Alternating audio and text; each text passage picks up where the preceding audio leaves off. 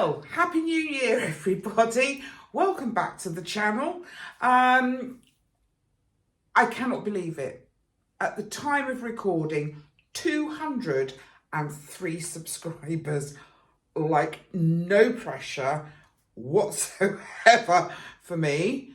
Thank you so much for everybody who's subscribed. I'm absolutely bowled over. It's just absolutely wonderful. Thank you. Today, I'm in the Snug. It's not the morning room. It's going to be the Snug. You'll see what I'm getting up to. I think this is really a two-part episode. The first part, pardon me, is you'll see what's going on, and I am actually working at the moment on the rest of it in order to bring you part two, which I might do a midweek. I'll see how I'm doing. Certainly once a week is the way I enjoy doing these videos. So anyway, come along, see what I'm getting up to. So there we go.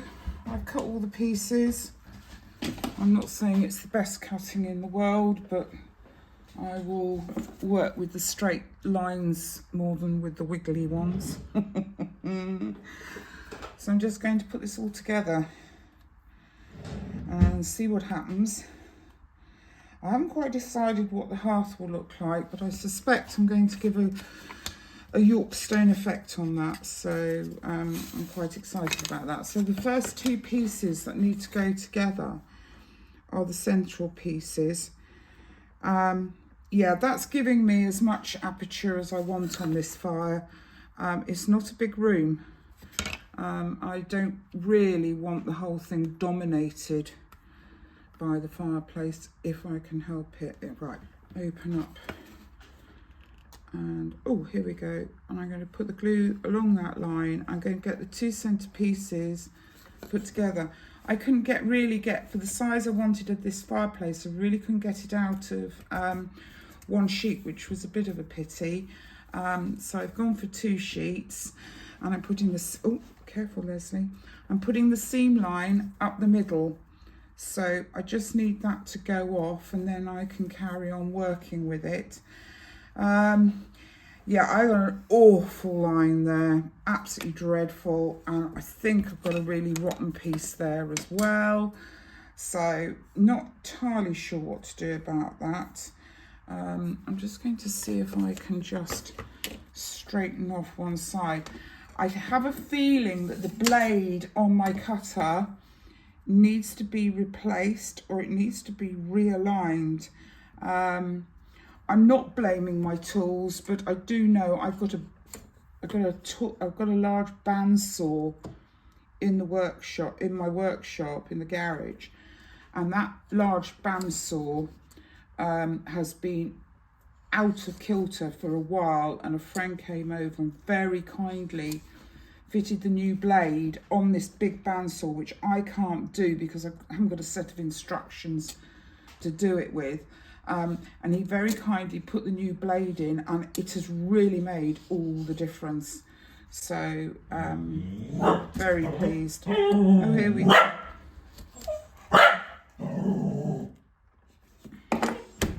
Right, Ozzy, let's get you out. Right. What I'm going to do is I'm going to leave cutting that. I'm going to fit it on the side. It needs to sit on top there. There is a gap, which is a shame. I can get that edge butted up. What I'll do is I'll sand off the side and try and do something with it. So.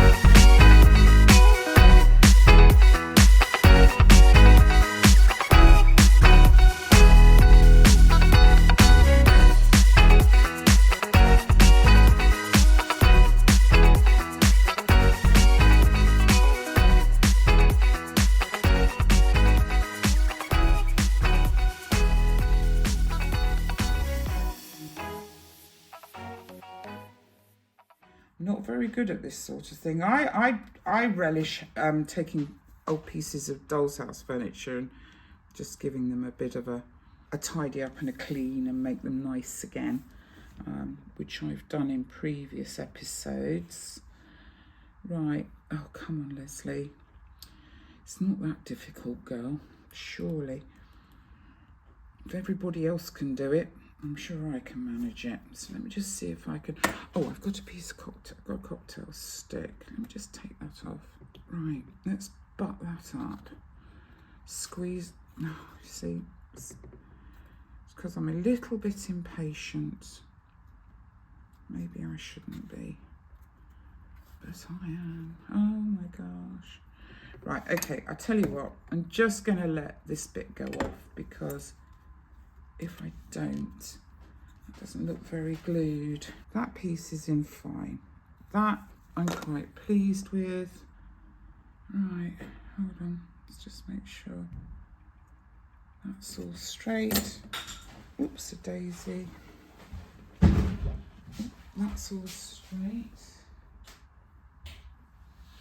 Right, now the glue's gone off slightly. Oh, it certainly has on that side, that's for sure. Right, let's just do that. Get that in. Just going to take a careful, that's lovely. And this one should be the same as well.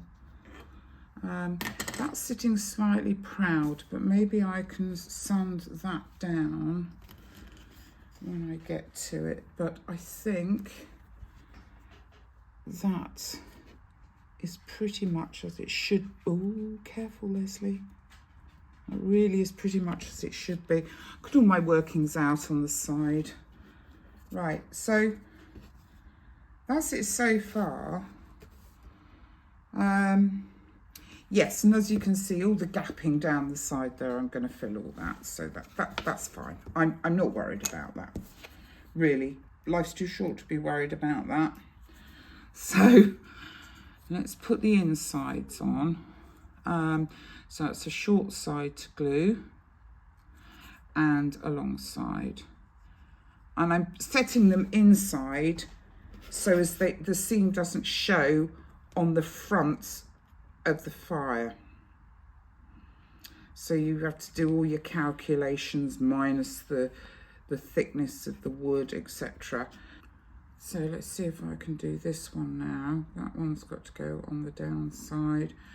That's the end piece to go in. And I'm going to do that like so. Ooh. Is that sitting? Oh, that's not too bad. Oh, I'm quite pleased with that. It's slightly proud at the end. Why? I took all my measurements. I hate it when this happens because it's a bit proud on the bottom. But there we go. That's the fire, the chimney breast so far, and I'm going to build my own log burner. The fireplace now is complete. I'm not going to do any more with that other than I am going to cover it with lining paper and then I'm going to paint it. In the meantime, what I'm creating is I'm creating a hearth to stand the log burner on, and so I'm doing it as if it were being put in professionally, where yes, I could stand, I don't know whether you can see this, let's have a look. I could stand it on, but what I think I'm going to do, what I want to do is cut out the shape. So I end up, I don't know whether you can see that, with a T shape. So I'll get on and I'm going to cut this, and I've decided I'm not going to go into the workshop to do this. I'm going to try and do this by hand.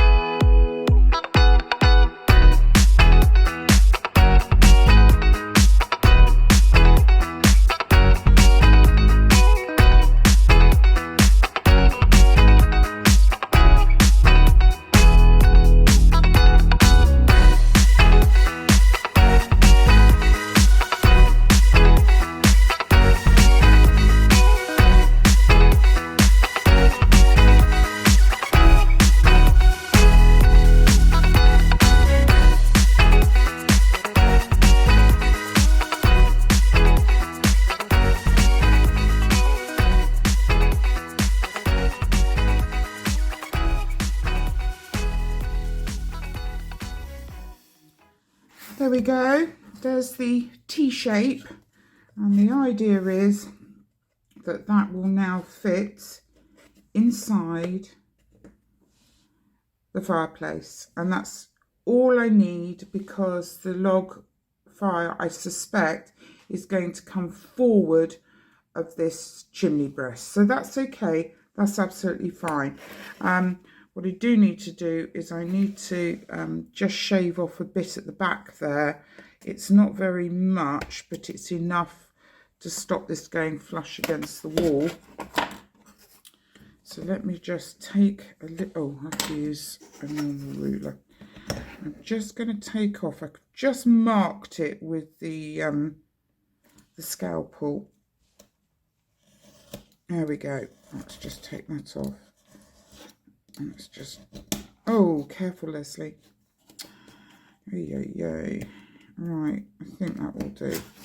So let me take that off. I'm just going to rub down that back edge on some, I've got 240 grit sandpaper there, so let's just give that, oh, that's better. I'm going to do the sides. And because I'm going to make this slate, I am not giving it any sort of finished edge. It is a slab of slate that has gone in to the fireplace. So that's nice, that's nice. Let's do that. And that. And these bits, just a little. I don't want to take off too much, otherwise I'm going to have some gaps, and I don't want gaps. That's not the idea. So, now for a little bit of paint. My go-to is going to be, let me just look, I've got some left of this. This is an emulsion paint that I picked up from, do you know, I don't know where I picked this up from now when I think about it. Good Home, I don't know whether that's B&Q, but there is still, let me take that out, there is still an amount of paint there that can be worked with. So let me just grab my, yeah, really taking the dregs out of the bottom here, but there we go. Oh, I'll bring my board over, and I'm going to just nicely cover this slate. I'm sorry if you can hear some dogs whining in the background. I can't decide what Ozzy wants, but he's got a mate called Billy, and he's been on a sleepover. He's a West Highland Terrier, so he's joined my Scotty dog last night. And my first call was at 3:15 this morning, when Billy decided he was up for messing about and playing. So I had to go down and sort them both out. So there we go. I'm quite pleased with this. This is quite a good grey. I did wonder whether to do this with stone, but I like the idea of black slate.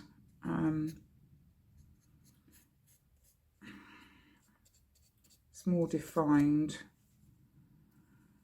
It's got a very much more defined look. I could have done this with marking out some York stone, but no, I'm quite happy with this. This is rather lovely. So let's have a look. There we go. Right, so I need to let that just dry for a wee while. I'm just going to pop it on there so it's raised off the ground. And then I will come back and I will give it a second coat. And the second coat, I think, will sort it out. At the moment, it looks very wood grainy. Now with this, I'm going to go ahead. I'm going to take it now. I wasn't going into the workshop. It's cold today, but I need to just go and get some wallpaper, some lining paper, and I'm going to give this a coat of lining paper, and that will give it a good effect of plaster. So I've got some paper out, I brought it back in. I've decided this time I'm going to have something slightly different, and I'm going to use my PVA glue and see if that will take quite nicely. What I am doing, however, to start with, is I'm just making some creases. Let me just cut this down, and then I can work better. I'm leaving overhangs, top and bottom. Well, try the knife, Leslie, instead of the pencil. You'll probably do better. Sorry, I'm just doing. Let's cut that. There we go. So that's what I'm working with. And what I've done is I've creased the paper. So what I need to do now is I need to go across from that crease 11 centimetres. So that's the creases there. And I'm going to crease it again on the other side.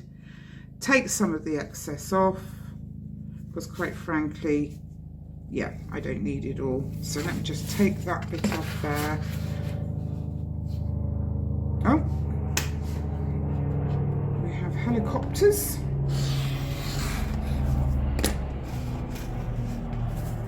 Common occurrence here. The heliport is just up the road at Barton. So, yeah, get a lot of helicopter traffic. So there we go. Let's just make sure that that is there. I think that's the, I hope that's the crease. Right, and it is.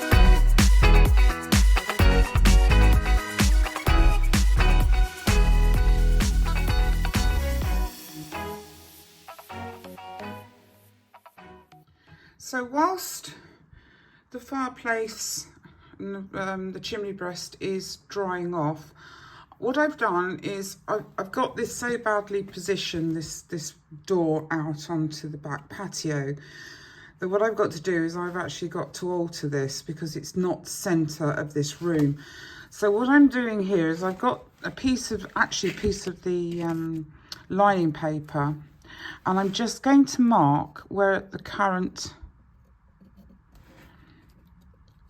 aperture is, and I'm going to take it back to the desk, and I'm going to work out how much, I'm trying to get this out now, how much of this now I've got to take off this wall and put onto that wall to balance it out, because it's not in the middle. No way is it in the middle, and if it's not in the middle, it just annoys me. So let me take this out now. Let's go back to the desk and I'll work this out. So if I show you now, what I've got is I've got this rough measurement where the door is currently, and how it's not really going to work. Let me just drop a line down. So it is 275 across. It needs to be divided by 2, so I get half a measurement. So that's 1, 6, 7.25. So halfway across here is 167.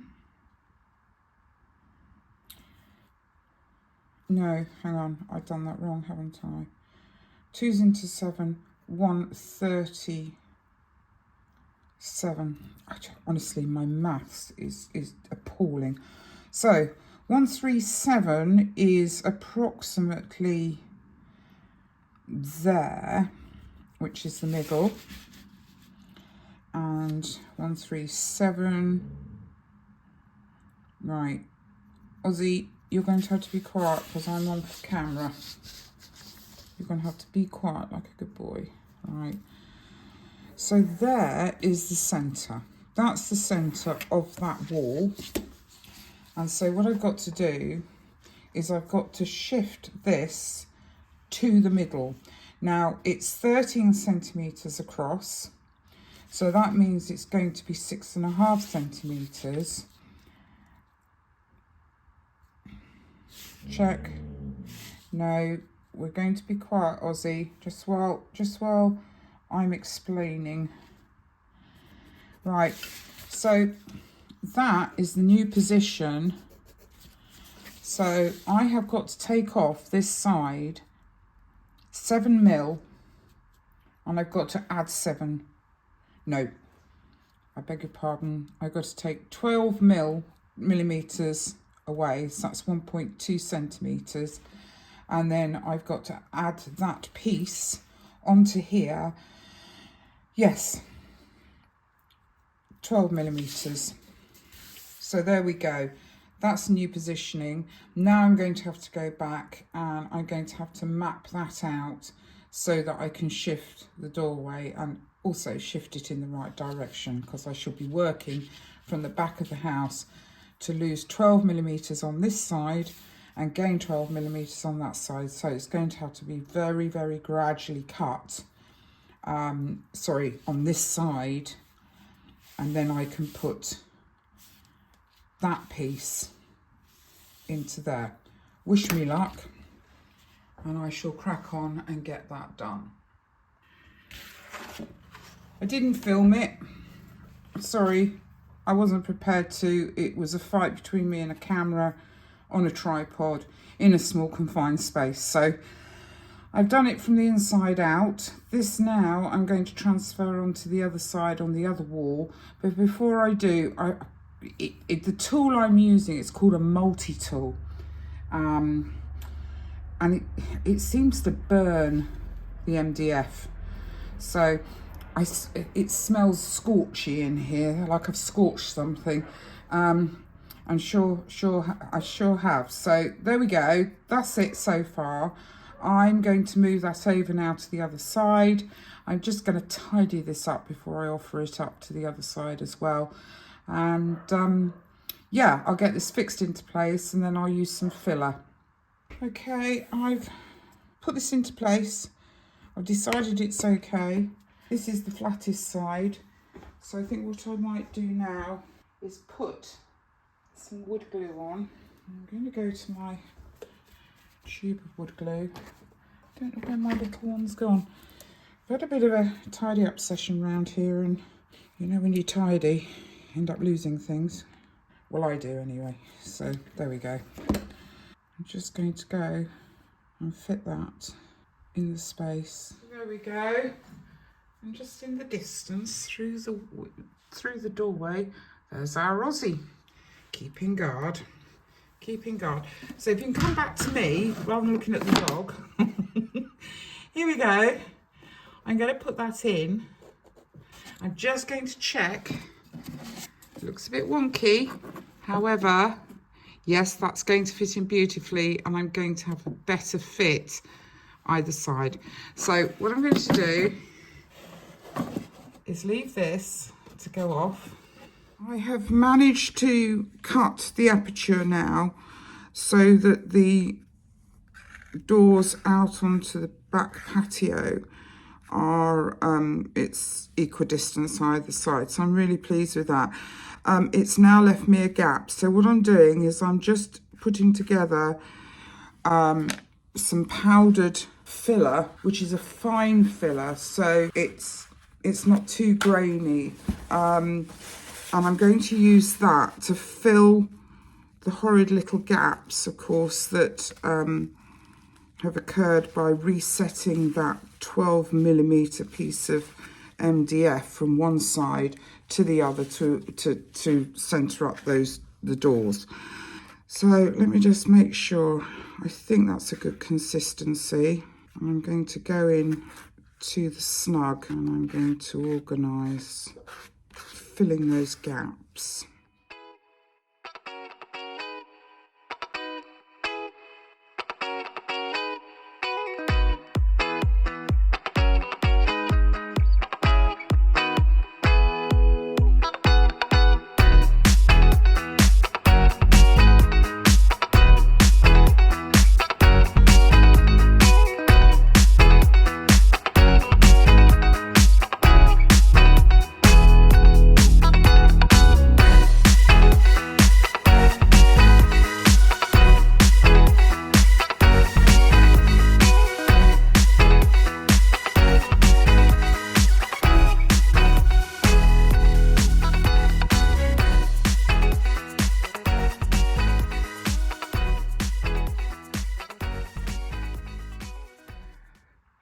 That is now filled. I'll let that dry off and then give it a light sand on that right hand side, so that's good. One other thing I've noticed is I don't believe I've lined the back wall or the side wall, and what I'm going to do is I'm going to do that so I get a more smooth plaster effect. So when I come to paint, that's all going to look really quite nice.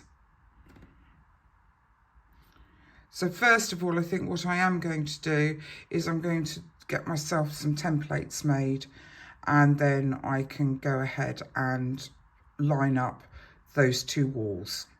I have now put some fresh lining paper on the right hand side. That's drying off, and I've also done the back wall, and once that's dried off then I'll be able to cut out the aperture in the paper and I can go ahead with eventually fitting the door. The next thing I'm going to do is I've got to paint this room. This room, as you can see, there's some pretty nasty bits there, which I think are yes, they're from the paint out of the hallway. Also, I need to put, once that ceiling's painted, I'm going to need to put the beamwork in to replicate in this room as well, and obviously in the kitchen too. So that's my next job, but I do need to, you can see it bubbling slightly on the wall, but that will dry off, and that will, just like normal wallpaper, it will cure nicely and dry flat. The walls and the paper have now dried, and I left them to dry for over 24 hours. So now I'm going back in with the scalpel now, and I'm just going to find, you can hear it, it's like a drum, it's brilliant. There we go. So I'm just going to slice down the middle, and I'm going to go into the corner. And I think I just feel where that corner is, it's there. Whoa.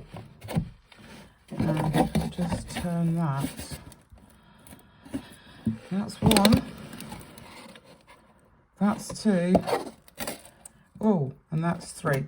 So just got a slight bit there and a slight bit there, but that's good.